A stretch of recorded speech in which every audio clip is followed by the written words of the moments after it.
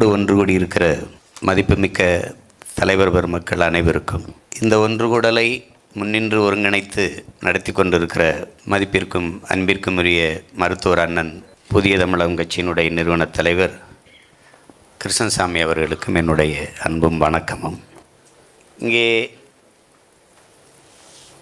தொடக்க உரையிலே அண்ணன் கிருஷ்ணசாமி அவர்களும் முன்பு உரையாற்றிய ஐயா மதிப்பிற்குரிய ஐயா ஒய்எஸ் மணியன் அவர்களும் தெளிவாக விளக்கி கூறினார்கள். நமக்கு இருக்கிற சிக்கல்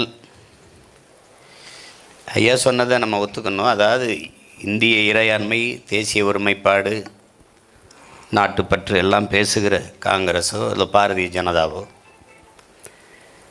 கர்நாடகா என்று வருகிற போது அந்த மாநில கட்சியாக மாறிவிடும். இது காங்கிரஸோ அல்லது கம்யூனிஸ்டோ கேரளா என்று வரும்போது அந்த மாநில கட்சியாக மாறிவிடும். இது நீண்ட காலமாக இருக்கிறது. அதை தான் அவங்க சொல்கிறாங்க, இந்தியா என்று ஒரு கொள்கை முடிவு, மாநிலம் என்றபோது அதுக்கு ஒரு கொள்கை முடிவை எடுத்துக்கொள்வது. இப்போது பாரதிய ஜனதா எதிர்க்கட்சி என்றால் காங்கிரஸ் என்ன முடிவு எடுக்குதோ அதே முடிவோடு தான் ஒத்துப்போகும்.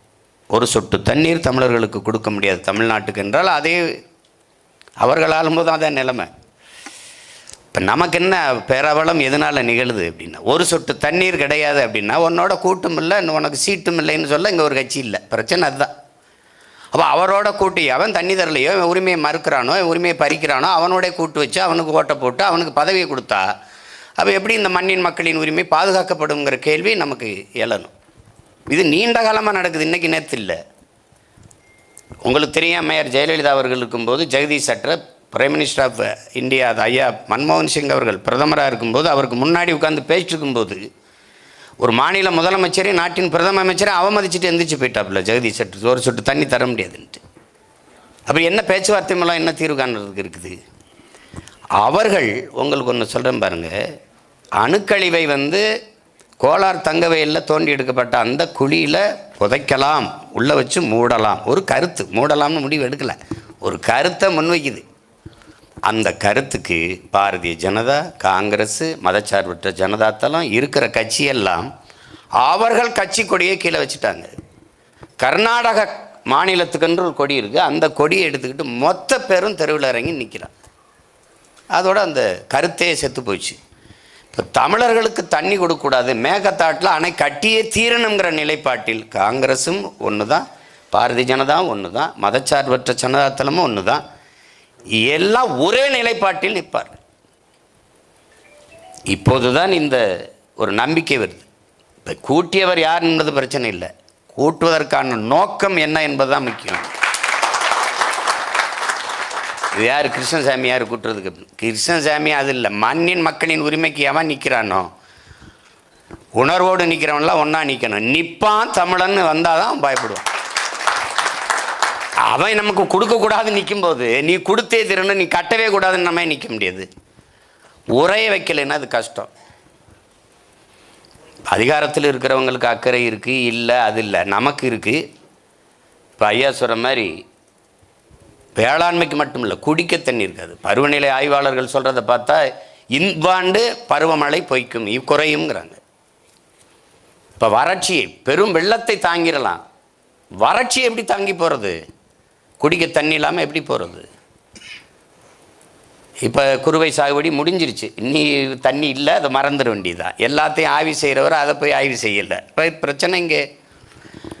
அப்போ நம்ம ஒன்றிணைந்த வலிமையான போராட்டங்களின் வாயிலாக தான் நமது உரிமையை நம்ம பாதுகாக்க முடியும். நமக்கு இருக்கிற சிக்கல் ஒரே ரேஷன் கார்டு, ஒரே கல்விக் கொள்கை, ஒரே தேர்தல் வருது, ஒரே வரி எல்லாம் இருக்குது. ஆனால் தண்ணி மட்டும் அந்தந்த மாநிலத்துக்கு. நம்முடைய வளங்களை எடுத்துக்கோங்க, நெய்வேலி பழுப்பு நிலக்கரி எல்லாருக்கும், நரிமணம் பெட்ரோல் எல்லாருக்கும், மீத்தேன் ஈத்தேன் எல்லாருக்கும், அணு உலை மின்சாரம் எல்லாருக்கும், அனல் புனல் மின்சாரம் எல்லாருக்கும்.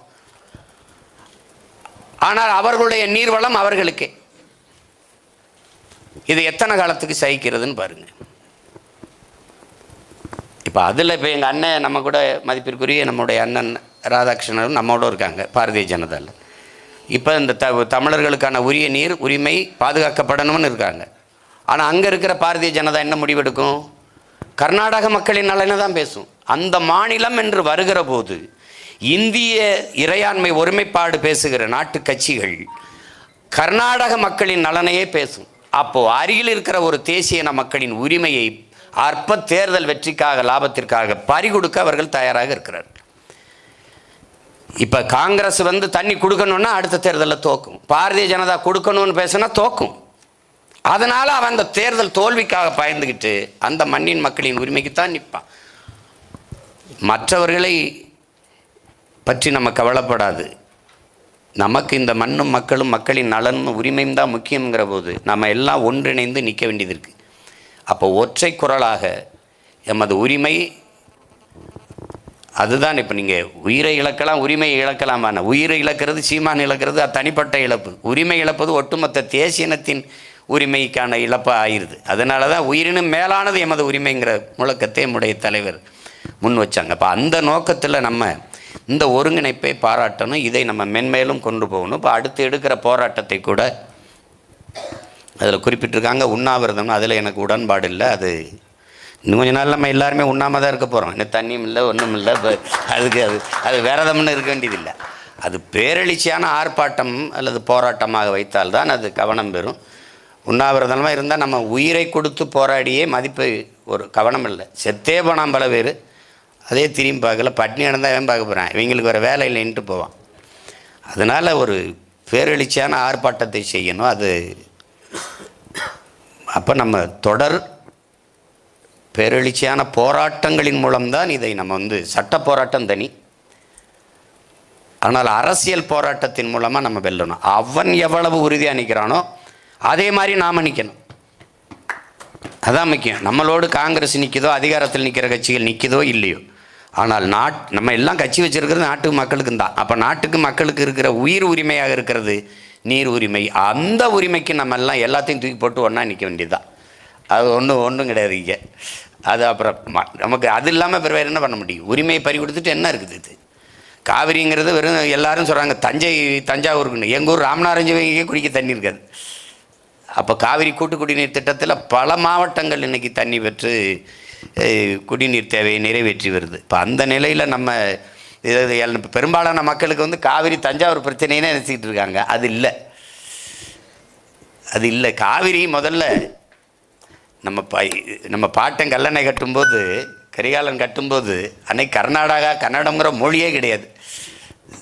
இதை கொடுமை. மருங்கு வண்டு சிறந்த ஆர்ப்ப மணிப்பு ஆடை அது பொறுத்து கருங்கையில் கண் விழித்து ஒழுகி நடந்தாய் வாழி காவேரின்னு நம்முடைய மூதாதை இளங்கோவடிகள் பாக்களில் பாடி வச்சுருக்காப்புல. அன்னைக்கு வரவேற்றான். அணையே கட்டக்கூடாது, அதுதான் நம்மளுடைய மரபு. நம்முடைய பாட்டன் கட்டியது கல்லணை அணை கிடையாது, தடுப்பணை தான். அது தடுத்து தேங்கி ஓவர்ஃப்ளோ அப்படி மேலே ஏறி போயிடும். தடுப்பணை தான் கட்டணும். அவன் கட்டி வச்சுக்கிட்டு தண்ணி தரம் பக்தாக்குறைக்கு மேகதாட்டில் அணையை கட்டுவேங்கிறான்.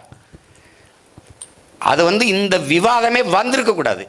இந்தியாவை யார் ஆண்டாலும் காங்கிரஸோ அல்லது பாரதிய ஜனதாவோ தேசிய இனங்களுக்கு இடையிலே ஒருமையை இல்லாமல் எப்படி தேச ஒற்றுமையை உருவாக்குவ? இரண்டு இனங்களை பகை இனங்களாக மாற்றி, முல்லை பேரியார்னா அவனை அடிக்கிறான், காவிரினா இவன் அடிக்கிறான். அப்போ எப்படி தேசிய இனங்களுக்குள்ளே ஒற்றுமை இல்லாத எப்படி தேச ஒற்றுமை நீ நிலையேற்றுவ? எப்படி உருவாக்குவ? நீ எப்படி உருவாக்குவ? உன் வளம் உன் நீர்வளம் உனக்குன்னா அப்போ என் நிலவளம் எனக்குன்னு என்னன்னா நாடு எங்கே ஒற்றுமையாக இருக்கும்? என்னுடைய நிலக்கரியில் வளம் எனக்கு. நீங்கள் யோசிச்சு பாருங்கள். நிலக்கரியில் 66 ஏக்கர் எடுத்திருக்கான். நான் நிலத்தை கொடுத்துருக்கேன். நான் வாழ்விடத்தை இழந்திருக்கேன், வெளியே போயிருக்கேன். நிலம் என்னது, வளம் என்னது? 300 பேர் 299 பேர் வேலைக்கு எடுத்ததில் ஒருத்தனுக்கு கூட தமிழனுக்கு வேலை கொடுக்கலைன்னா இப்படி நிலம் என்னது, வளம் என்னது, வேலை அவனுக்கு. அப்போது எல்லாத்தையும் இழந்து நிற்கிற ஒரு கூட்டமாக இந்த மண்ணு மக்களும் நான் நின்றுக்கிட்டு இருக்கோம். அப்போ இந்த இடத்துல நம்ம விழித்து கொள்ளணும். எல்லாத்தையும் தூக்கி தூர கட்சி, கோட்பாடு, கொள்கை, முன்னாடி நிற்கிறவன் பின்னாடி நிற்கிறவன் அதெல்லாம் பேச்சு கிடையாது. நமக்கு வேண்டியது மேகதாட்டில் அணை கட்டணுங்கிற எண்ணமே அவனுக்கு வரக்கூடாது. காவிரியில் உரிய நீரை பங்கிட்டு நமக்கு தர வைக்கணும். அதுக்கு ஒன்றிணைந்து போராடணும். வர்ற கட்சி எந்த கட்சியாக இருந்தாலும் சேர்த்துக்கிடுவோம். கர்நாடகாவிலேருந்து ஒரு கட்சி வந்தால் கூட சேர்த்துக்கிடுவோம். அவங்க ஒன்றும் பிரச்சனை இல்லை. ராஜபாக் யாரை வேணாலும் நம்ம கூப்பிடுவோம்.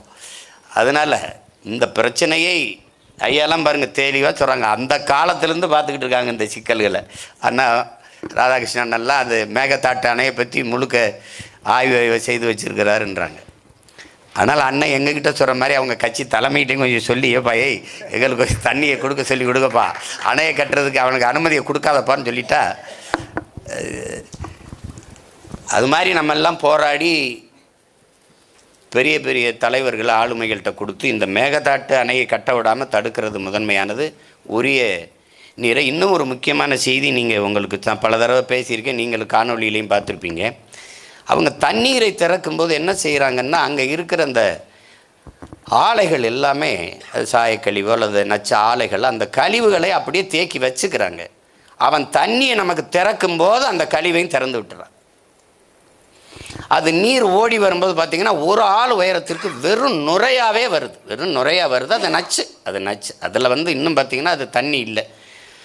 அது நிலத்துக்குள்ளே போகும்போது நிலத்தடி நீர் என்னவாகும், விளையிற பொருள் என்னவா விளையும், அதை வனவிலங்குகள் மற்ற பறவை மான் காட்டு எருமைகள் ஆடுகள் சாப்பிடும்போது என்னவா சாப்பிடும், அந்த நீரை தான் எடுத்து நாம் குடிக்க வேண்டியது இருக்குது. அதைத்தான் வேளாண்மைக்கு பயன்படுத்த வேண்டியிருக்கு. அது நஞ்சு. அதை நீங்கள் இப்போ கூட பார்த்தீங்கன்னா தெரியும். தொடர்ந்து இந்த வேலையை கர்நாடகா செய்யுது. அது அரசுக்கு தெரிஞ்சு செய்தா, தெரியாமல் செய்கிறான்னு சொல்ல முடியாது, அவனும் பார்ப்பான்ல. அப்போ அது குறித்தும் நம்ம ஒரு கவனத்தை கொண்டு போகணும். அவன் தண்ணி திறந்து விடுறத விட நமக்கு விஷத்தை திறந்து விடுறாங்கிறது தான் இன்னும் பெரிய வேதனையான ஒன்று. அதை நம்ம எல்லாம் கவனத்தில் எடுக்கணும். அடுத்தடுத்து நம்ம போராட்டங்களை, அது 7ஆம் தேதியோ எந்த தேதியோ, அது உண்ணாவிரதம்ங்கிறத யாரும் உடன்பாடு இல்லை. நம்ம பெரிய ஆர்ப்பாட்டம் மாதிரி இதே மாதிரி தொடங்கி கூட 2 மணி வரைக்கும் பண்ணால் கூட அந்த பகல் முழுக்க நம்மளுடைய உணர்வை நம்மளால் எடுத்து கொண்டு போக முடியும். மற்றபடி நிறைய பேர் இந்த உணர்வோடு நீங்கள் இந்த இடத்துல ஒரு குறுகிய, எனக்கு காலையில் கூப்பிடுறாங்க, அப்புறம் என் ரத்தம் இரவு அழைச்சாங்க. சரி, வெவ்வேறு சந்திப்புகள் இருந்தாலும் எல்லாத்தையும் விட முதன்மையானது இந்த பிரச்சனைங்கிறதுனால நான் தான் வரேன்னு நினச்சேன். ஆனால் என்னை விட பெரும்பெரும் ஆளுகள்லாம் இப்போ எங்கள் ஐயா ரவி பச்சமுத்து, தம்பி தனியரசு, இப்போ பாட்டாளி மக்கள் கட்சி, எங்கள் ஜெயராம், இந்த அம்மா முன்னேற்ற கழகம், எல்லா பெரிய பெரிய எல்லோரும் கூடியிருக்கிறீங்க இந்த குறுகிய காலத்துக்குள்ளே. இது இருந்தாலே இந்த ஒன்று கூடலில் தான் பயப்படுவான். மத்திய ஆண்டு கொண்டு இருக்கிற, இந்தியாவை ஆண்டு கொண்டு இருக்கிற கட்சிகளும் இந்த சிக்கலை தலையிட்டு ஒரு முடிவுக்கு கொண்டு வரணும்னு நினைக்கும். ஏன்னா சட்ட போராட்டம் நமக்கு பயன் தரலை. உச்சநீதிமன்றம் சொல்கிறத கர்நாடக அரசு ஏற்கலை. அதை நீங்கள் பல தடவை பார்த்துருப்பீங்க. அவன் அந்த நீதிமன்ற தீர்ப்பை ஏற்கலை. பல தடவை நடந்திருக்கு. அவன் மதிக்க மாட்டான். அதனால் பழுவான அரசியல், மக்கள் எழுச்சி, அரசியல் போராட்டங்களின் மூலமாக தான் இதை தகர்க்க முடியும், தடுக்க முடியும் என்பதை புரிந்து கொண்டு நீங்கள்லாம் ஒன்று கூடியிருப்பது நம்பிக்கையும் மகிழ்ச்சியும் தருகிறது. தொடர்ந்து நமது மண்ணின் மக்களின் உரிமைக்காக நாம் போராடி வெல்லுவோம்.